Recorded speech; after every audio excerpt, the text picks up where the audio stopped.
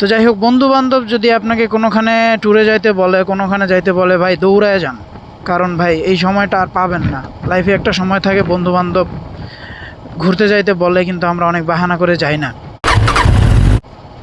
অথবা সেই সময় কোনো ওয়ে থাকে না যাবার। এটা বাস্তব হয়, কিন্তু আবার অনেকে আছে যে ইচ্ছা করেই যায় না বন্ধু-বান্ধবের সাথে ঘুরতে। এমনটা করবেন না। কারণ লাইফে এমন একটা সময় আসবে যখন আপনার বন্ধু-বান্ধব আপনার সাথে থাকবে না, পাশে থাকবে না। তখন আপনি চাইলেও তখন আপনার মনটা কাঁদবে।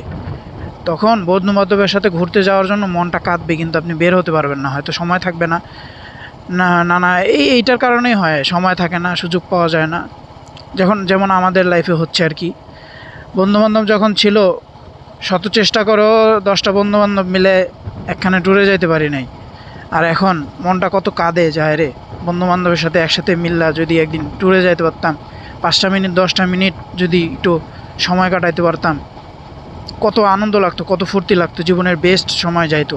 কিন্তু আসলে আমরা পারি না। এই কারণে বন্ধু-বান্ধব যদি এখনই সময় আছে, বন্ধু-বান্ধব যদি কোনোখানে আপনাদেরকে ঘুরতে যাইতে বলে, বের হইতে বলে, ভাই বন্ধু-বান্ধব পাশে থাকলে বের হয়ে যান। কারণ একটা সময় এই সুযোগটা আর থাকবে না। হয়তো আমাদের বন্ধু-বান্ধবের মধ্যে এমনও হইতে পারে কেউ থাকবে না। এমনও হইতে পারে।